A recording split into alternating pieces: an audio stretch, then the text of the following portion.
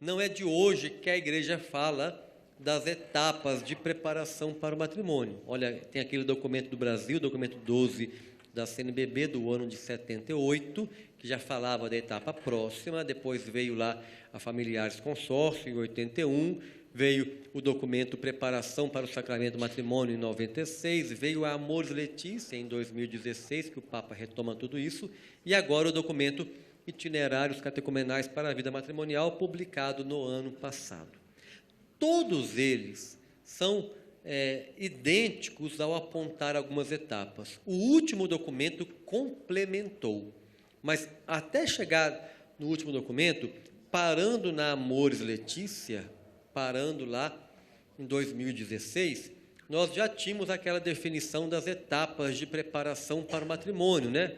Vocês devem ter lembrado, já devem ter estudado isso aí na pastoral familiar, da etapa remota, aquela que começa quando o indivíduo surge, começa quando começa a vida, porque desde o ventre materno ele já recebe estímulos a favor ou contrário à vida matrimonial, né? Pelo que ele ouve do papai e da mamãe, pelo que ele vê em casa, depois pela vida familiar, pelos amigos, pela catequese, se a catequese realmente está estimulando a vida matrimonial ou não, pelos encontros de adolescentes, encontros de jovens, crisma, semana da família, tudo aquilo que abre o horizonte deles para a vida matrimonial e combate aquela cultura da morte que a gente viu ontem, aquela cultura contra o matrimônio, aquela cultura contra a vida que está esparramada por aí. Então, tudo que promove a vida, que estimula o matrimônio, é chamado de etapa remota ou preparação remota, né? Tudo aquilo que estimula, que leva adiante a família, que promove, como dizia lá na Gaudium et Spes, tudo aquilo que promove a família e o matrimônio. E aí o casal, quando o casal está se formando, né, o casalzinho está se formando, o namoro está encaminhando, entra na preparação próxima, no PP, né? Ou seja, o casal já está interessado, já está pensando numa possibilidade de matrimônio, ele já começa daqui enxergar a igreja lá na frente, ou seja, já começa a ver o matrimônio como uma possibilidade na vida deles. Então, está na hora de entrar na preparação próxima. E na preparação próxima, ela está no morro ainda. Por que ela está no morro? Porque ali é o momento do discernimento. Se o casal vê que não é para eles, é só soltar o freio que o carro volta, não é? Está no morro ainda, está no meio do caminho. A hora que resolveu, fez o discernimento, resolveu que vai se casar, aí chega lá no plano, lá no alto, que é a preparação imediata, né? A preparação imediata é aquela que já é o foco na celebração do matrimônio. E que hoje em dia, infelizmente, é atropelada pela moda, é atropelada por tanta bobagem, não é? Em geral, quando um padre vai se ordenar, na semana da ordenação, o que ele faz? Faz um retiro, né? E o católico, o cristão, na semana do casamento, o que ele faz? Despedida de solteiro, 85 ensaios da entrada na igreja, né? Making off dos fotógrafos para tirar foto com o vestido de noiva lá na grama, lá esparramado, não é? Tudo a ver a semana que antecede a ordem com a que antecede o matrimônio, não é? Tudo a ver, não é? Pois é. Olha como nós perdemos o valor do sagrado. A gente não tem mais o valor do sagrado, não é? Um testemunho que a gente dá, a Karina está aqui para não me deixar mentir sozinho, né? Na nossa semana que antecedia o nosso casamento, a gente optou por não ter nada disso. Nosso casamento teve a entrada de uma daminha. Entrada de daminha não tem que ensaiar, a não ser que a menina não saiba andar ainda, né? Então, que ideia, que moda que tem. Entrada de padrinho, nosso casamento não teve. os padrinhos chegaram, sentaram lá na frente. Isso não faz parte da liturgia, isso é uma bobagem. E hoje em dia, uma preocupação. Eu recebi uma mensagem de um padre de uma diocese em São Paulo, não vou falar qual, preocupado porque um casal de noivos escolheu uma dupla homoafetiva como... Bom, não sei se é padrinho, se é madrinha, o que é agora, que não sei como é que eu vou falar, né? Mas tudo bem. Uma dupla de homoafetivos, né? E o padre estava desorientado, me perguntando uma orientação, uma sugestão, o que ele faria?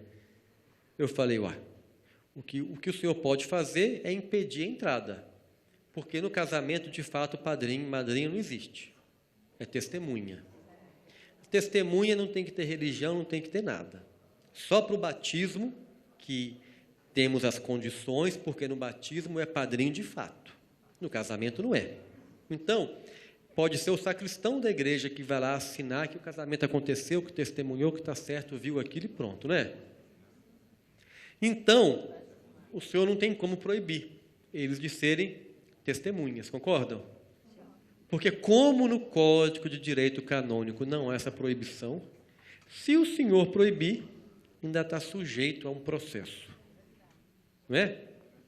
Mas pode proibir de fazer entrada.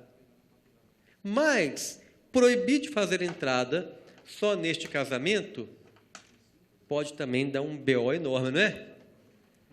Moral da história, daqui para frente, a entrada de padrinhos vai ter que ser proibida nos casamentos, todos.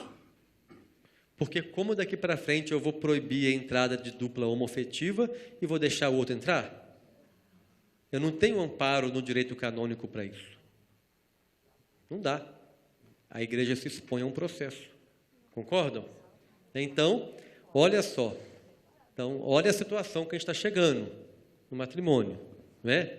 Mas, então, eu fiz um parênteses só para comentar que a entrada de padrinho não faz falta nenhuma. Então, a gente optou por não ter pajem, teve pajem, não ensaiar, não ter entrada de padrinho e madrinha, né?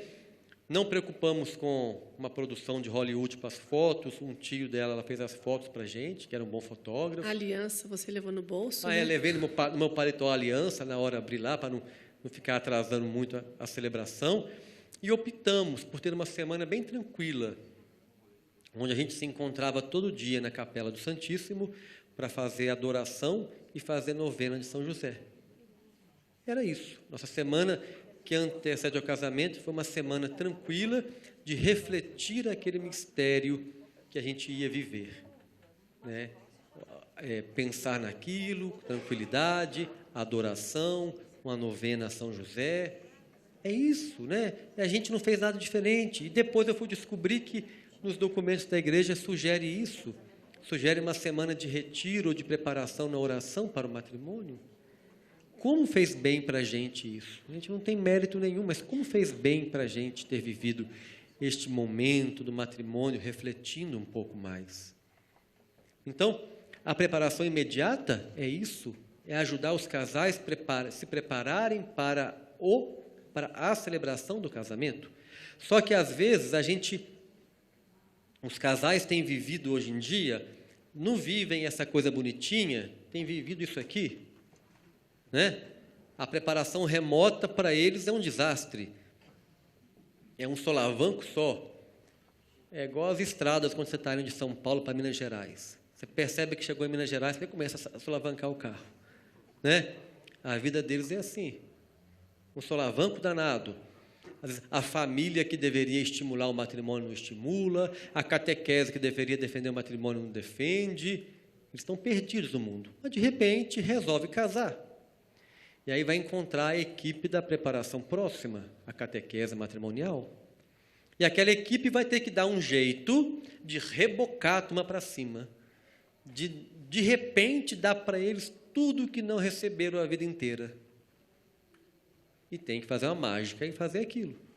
E para muitos, como era aquele primeiro slide, é a blitz, lá na hora do casamento. É tão na última hora que não dá nem tempo de pensar em preparação imediata. Já põe a ponte lá, já pula e já joga na porta da igreja, porque eles chegam na última hora para fazer a preparação próxima. Não é? Isso por aqui também não existe, né? Ah, que bom, sabia. Né? Então, a gente tem que refletir muito isso, né? E pensar que a preparação para o matrimônio requer mais tempo. E este novo documento, né, que a igreja nos coloca, vem falar para a gente algo sobre isso. Né? Vou pegar aqui o que mudou. Deixa eu localizar aqui, mais no final. Este novo documento, publicado o ano passado, os itinerários catecumenais da vida matrimonial, coloca para a gente, mantém o que já existia e coloca para a gente alguns desafios novos ainda. Né? Como criou-se uma fase intermediária entre a preparação remota e a próxima, que agora é chamada de acolhida dos candidatos. É uma sondagem, é uma pescaria, né, dos candidatos que vão fazer a preparação próxima. É buscar os casais da paróquia, fazer um acompanhamento, fazer um encontro com eles e, se perceberem que já têm maturidade, chamá-los para a preparação próxima. Né? Esse é um outro desafio que vai vir pela frente para vocês aí. Tudo, então, até essa fase, a igreja chama agora de fase pré-catecumenal, e a partir deste momento, a igreja chama agora de fase catecumenal. E, se estão conseguindo enxergar aqui, nessa coluninha verde está escrito rito do noivado, não está? Olha, será que não tem nada estranho aí, não? Né? Noivado depois dos encontros de preparação? Será que é assim? Né? Será que eu não fiz nada errado ali, não? Não coloquei fora do lugar? Com os documentos anteriores, nós já sabemos que a preparação próxima é um discernimento para o casal. Ora, se é discernimento, eu primeiro tenho que discernir para depois resolver que vou casar, noivar e casar, não é? Nós temos um ditado lá em Minas, talvez seja igual aqui. O uso do cachimbo faz a boca torta, não é? De tanto fazer a coisa errada, a gente acaba achando que o errado é o certo. Concordam? E a gente está tão acostumado no tal curso de noivos a marcar o casamento e procurar a formação, que a gente nem questiona que isso está invertido. Sempre esteve invertido. Não é de hoje. Naquele documento Preparação para o Sacramento do Matrimônio de 96, já está escrito lá que a preparação é o discernimento para o casal decidir se vai mesmo ou não casar. Ué, mas como que já vai fazer discernimento se já marcou o casamento? Faz sentido? Não faz sentido. Então, agora a igreja vem resgatando para nós textualmente isto. Né? Textualmente, por quê? Porque ela coloca que, no parágrafo 59 do documento, quando fala da preparação para o matrimônio, ela vem falando para a gente que, ao fim desta etapa, e como sinal de ingresso na etapa de preparação imediata, pode acontecer o rito do noivado. Textualmente, para ninguém achar que a gente está interpretando errado. No parágrafo 59, né, daquele documento que a gente usou bastante ontem, que eu falei que entre o 49 e o 63 é sobre os encontros, né? No parágrafo 59 está claro. O rito do noivado deveria ser a conclusão da preparação próxima. E também nos pede neste documento para resgatarmos o rito do noivado, que há um rito bonito para isso, que pode ser feito com o sacerdote, com o pároco, para resgatar este rito do noivado também, que é importante nestas mudanças de passagem, né? Deixa eu... Não, é aqui, é aqui.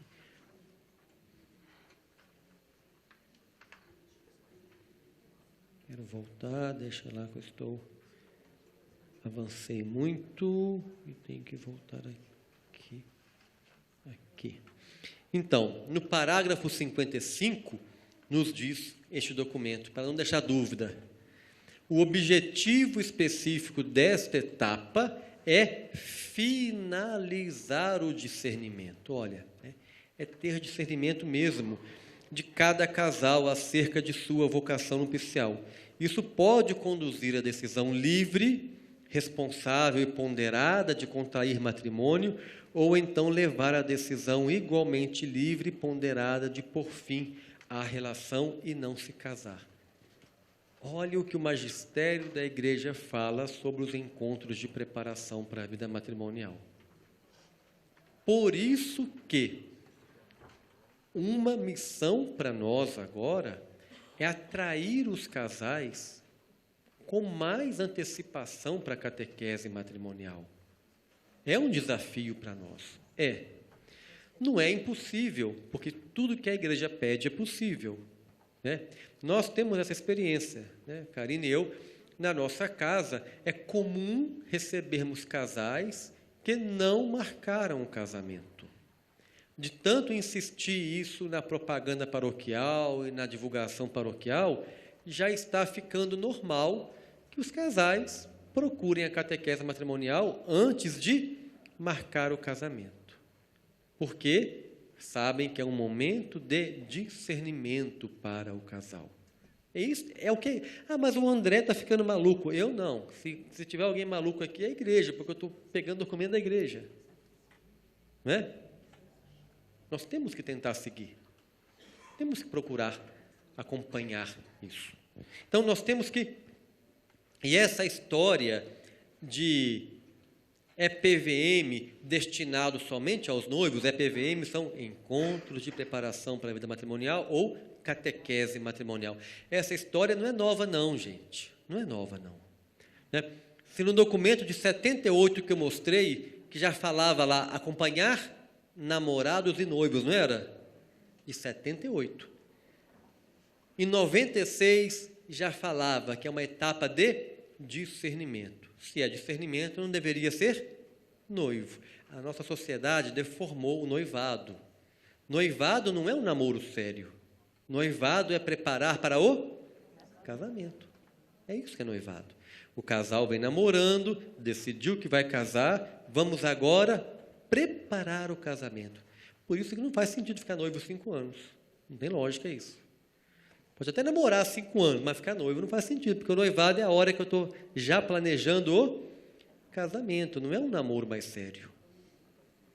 Então, já falava em 96. Em 2004, no documento 79, que é o Diretório da Pastoral Familiar, muito importante para a gente, neste documento também já diz que os EPVM, é neste documento de 2004 que cunhou o termo Encontro de Preparação para a Vida Matrimonial. Está lá nele, no Diretório da Pastoral está, EPVM.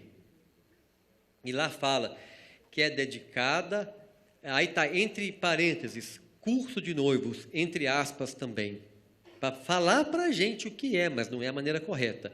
E continua, é um momento de discernimento e tal para todos os candidatos ao matrimônio. Então, em 2004, a Igreja do Brasil já falava de preparação para o matrimônio com os candidatos ao matrimônio. Não é somente para noivos. Aliás, os noivos são os atrasados nessa história, que o ideal é fazer antes de ficar noivo. E de onde vem a história do pessoal que criou data de validade por certificado do encontro de noivos? Eu queria encontrar essa pessoa por aí afora, até hoje não encontrei. Faz sentido isso? Não, de forma nenhuma. Por quê? Se o casal é convidado a fazer a catequese matrimonial antes mesmo de noivar, porque é um discernimento, faz sentido colocar data de validade? Nenhuma. Fez a catequese e toca a vida. O casal continuou junto? Vai casar daqui a 3 anos? É porque deu certo a catequese, não foi? Ah, tem que fazer de novo. Seu certificado venceu. A blitz na porta da igreja. Faz sentido, gente? O que eu tenho que ofertar para eles é a preparação imediata, não é? Ah, vai casar? Então vamos agora refletir sobre o casamento. Vamos preparar para a celebração. Olha como a gente agarra nas burocracias e se perde no meio do caminho. Não pode ser assim. Então, a igreja não fala mais de preparação para noivos, de encontro de noivos. Não é isso. A igreja fala de preparação para a vida matrimonial ou catequese matrimonial. Ou seja, é para aqueles que têm a vida matrimonial em vista. Quem são eles? Os namorados. Claro, namorado maduro, não é? Não é namoradinho que acabou de fazer um namorinho e tal. Não, deixa amadurecer. Para aqueles namorados novinhos, tem a fase de acolhida, que é lidar com os namorados novos, avaliar a maturidade deles, acompanhar a fase de acolhida. Mas os namoros mais maduros, namoros assim, de adulto ou namoros já de algum tempo, é a catequese matrimonial, que tem em vista a vida matrimonial. Então, quem são os candidatos ao matrimônio? São namorados, noivos e os que moram junto e têm possibilidade de se casar, os coabitantes, que não têm impedimento, o casamento, os amaziados, que podem se casar. Então, estes também são convidados a serem visitados pelas equipes, e chamados para a catequese matrimonial. Também acompanhá-los para ver se eles entendem o que é o matrimônio, para depois decidirem em também contrair matrimônio. Nós temos que ter esses cuidados. Então, a catequese matrimonial é para todo mundo que tem em vias, que tem em frente a possibilidade do matrimônio. E no documento de 2022 fica claro, claríssimo para a gente isso. E o documento de 2022 fala textualmente que os noivos que não fizeram isso estão atrasados e devem ser acolhidos também.